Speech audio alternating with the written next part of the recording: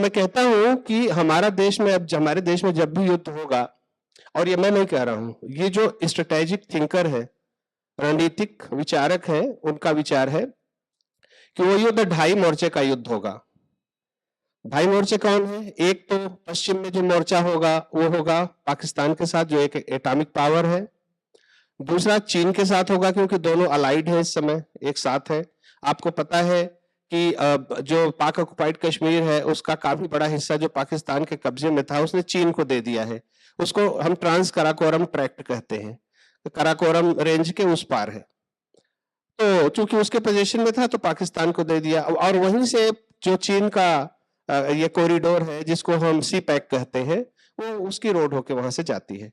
अब असली बात पे आते हैं। बात यह है कि दूसरी तरफ चीन है, तो दो मोर्चे तो ये हो गए। आधा मोर्चा हिंदुस्तान में है, यानी कि जब हमारा भविष्य में कभी युद्ध में जाना पड़ेगा भारतवर्ष को, तो हमें ढाई मोर्चों पे लड़ना पड़ेगा, दो दुश्मनों से बाहर और आधे दुश्मनों से अंदर। वो दुश्मन कौन कौन है? वो कहते हैं अगर आप किसी दुश्मन को पहले पहचान ले तो लड़ना आसान हो जाता है, और यही बात आती है शत्रु भाव की। अगर हमारे में शत्रु भाव का अभाव रहेगा तो हम हमेशा हारते रहेंगे। कहते हैं, मैं एकदम श्योर नहीं हूं, पर इतिहासकार ऐसा लिखते हैं कि जब मोहम्मद गोरी ने आक्रमण किया तो पृथ्वीराज चौहान ने उसको अनेकों बार हराया और पकड़ भी लिया, और उसके बाद क्षमा कर दिया, बोला इस बार, अब अगली बार मत आना। लेकिन वो अगली बार आया और तब तक आता रहा जब तक उसने पृथ्वीराज चौहान को नहीं पकड़ लिया, और जब उसने पकड़ लिया तो उसको खत्म ही नहीं किया, बहुत तड़पा तड़पा के मारा। जैसे इजराइल में आप देख रहे हैं जैसे हो रहा है, बच्चों को कुत्तों के केज में बंद करके जिंदा जला देना, महिलाओं के साथ बलात्कार करना, शव के साथ बलात्कार करना, उनका पूरा प्रदर्शन करना, ये मनुष्य नहीं राक्षस है। तो उसी तरह की घटनाएं हुई थी जब राजा दाहिर की हार हुई थी, उसी तरह की घटना हुई जब पृथ्वीराज चौहान हारा था। तो जब शत्रु भाव का अभाव होगा तो ये समस्याएं आएंगी, और सीख किससे लेनी है? चाणक्य से। सिर्फ कुछ को खत्म नहीं करना है, उसकी जड़ को खोद कर उसमें मट्ठा भी डाल देना है, ताकि उसके बाद उसमें कभी भी किसी तरह का वृक्ष उगने ना पाए। तो अगर हमें अपने अस्तित्व को बचाना है तो हमें डिफेंसिव नहीं, ऑफेंसिव वार लड़ना होगा। इनको ड्राइव करके बाहर करना होगा। बाहर करने का मतलब अब ये नहीं है कि हाँ हम सबको बाहर निकाल देंगे। कहने का मतलब ये है, बहुत सी चीजें हैं, या तो वो हमें, जिसको हम घर वापसी कहते हैं, उसमें आए, घर वापसी करें, हमारे में शामिल हो जाओ, और या तो अपनी आइडियोलॉजी को बदल लो, जो ये चल रहा है कि पूरी दुनिया में को इस्लामाइजेशन करना है। तो मैं बात जो कर रहा था ढाई मोर्चे के युद्ध की, तो हमें समस्या यही है कि हमें अपने शत्रु को पहचानना होगा, उसके लिए तैयारी करनी होगी, क्योंकि उनका एजेंडा बहुत क्लियर है। जब मैं एक दूसरी भी घटना बताता हूँ, कश्मीर में था, जब हम आतंकवादियों को पकड़ते थे जो कश्मीर से वहां पाकिस्तान से ट्रेनिंग लेके आते थे, उसका इंट्रोगेशन किया था। उसका कहना था, बहुत ब्रीफ बताऊंगा क्योंकि समय की मुझे बहुत मर्यादा रहती है, मैं समय आपको याद दिलाने का मौका नहीं दूंगा, कहने के लिए मेरे पास बहुत कुछ है। तो उसका मैंने इंट्रोगेशन किया, और अपनी पुस्तक Holi Sinners search of Kashmir, अंग्रेजी में है, उसका हिंदी अनुवाद भी है, कश्मीर में आतंकवाद आंखों देखा सच, इसमें भी है, और उस पुस्तक के हिंदी अनुवाद में भी है। उसका पूरा इंट्रोगेशन मैंने करीब 30 पेज में लिखा है। वो ये कहता है कि जी हमको जो ट्रेनिंग दी जाती है 3 तरह की होती है। एक तो स्मॉल आर्म्स की ट्रेनिंग दी जाती है, हथियार कैसे चलाए जाते हैं। दूसरा होता है कि टैक्टिक्स क्या होती है, यानी कि युद्ध कैसे लड़ा जाता है। और तीसरा होता है इंडोक्ट्रिनेशन, जो पढ़े लिखे लोग होते हैं सबसे ज्यादा जोर उसी पे दिया जाता है, और उनको बताया जाता है कि जिहाद ही इस्लाम का मूल तत्व है, और इस्लाम सऊदी अरब में ही खत्म हो, तब तो सऊदी अरब कहते नहीं थे, उसी समय खत्म हो गया होता जिस समय पैदा हुआ था, लेकिन जिहाद से आगे बढ़ा।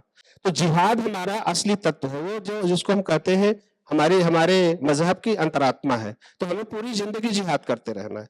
अब उन्होंने फिर बताते हैं कि हमको मैप दिखाया गया कि देखो यहाँ से हम पैदा हुए, अरब में पैदा हुए, फिर उस समय की जो सबसे बड़ी सभ्यता थी पर्सिया, उस पर हमने आक्रमण किया, उनको जीत लिया और उनको इस्लामाइज कर दिया। फिर जो इंडो बुद्धिस्ट कल्चर थी, यानी अफगानिस्तान में जहां बुद्ध और हिंदू देवी देवताओं की पूजा होती थी, उनको भी हमने जिहाद से कन्वर्ट कर दिया। फिर अभी हमारा जो जिहाद हुआ तो हमने पाकिस्तान बांग्लादेश बनाए। अब हमारा अगला जिहाद होगा तो हम हिंदुस्तान को खत्म कर देंगे। जो थोड़े बहुत हिंदू हैं उनको पहले सबसे ज्यादा तो कन्वर्ट कर लेंगे, हमें करना है, जो बचेंगे अगर वो मानते नहीं हो तो हम मार डालेंगे, बच्चे खुचे को हिंदुई समंदर में फेंक देंगे, उनकी भाषा में। हिंदुई समंदर मतलब इंडियन ओशन में। ऐसी शिक्षा जहां दी जा रही है तो आप सेकुलरिज्म में कैसे सरवाइव कर सकते हैं? और ये शिक्षा उन्हें दी जा रही है। तो कश्मीर में वही हुआ, वो 3 नारे दिए उन्होंने कश्मीरी में, रले गले चले, या तो तुम यहाँ या कश्मीर छोड़ दो, या तो मर जाओ, कश्मीर छोड़ दो, या तो भाग जाओ, या तो इस्लाम स्वीकार कर लो। 3 ही चीज है कि या तो इस्लाम स्वीकार करो, और या तो यहां से छोड़ के चले जाओ, नहीं तो मार दिए जाओगे। तो वो कहते हैं कि हमें खुरासान से अराकान तक गजवाए हिंद करना है, और हिंदुस्तान मतलब जो भारतवर्ष जिसको हम कह रहे हैं, इसको इस्लाम में कन्वर्ट करना है। खुरासान क्या है? तुर्की, यानी आजकल खुरासान एक प्रांत है ईरान का जो नॉर्थ वेस्ट में है, एक उसका प्रोविंस है, तुर्की से सटा हुआ।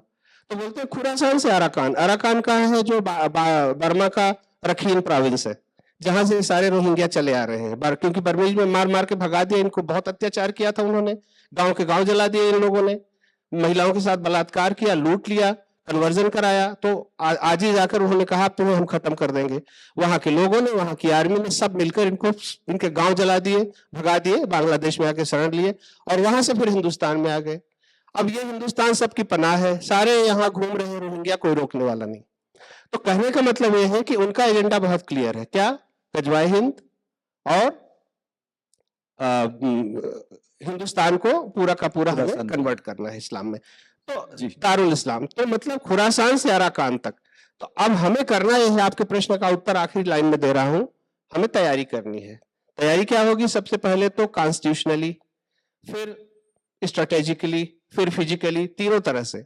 संविधान में हिंदू राष्ट्र की घोषणा होनी चाहिए। लोग कहते हैं हम तो हिंदू हैं, बड़े हैं, तो हमारी पहचान तो हिंदुओं से नहीं।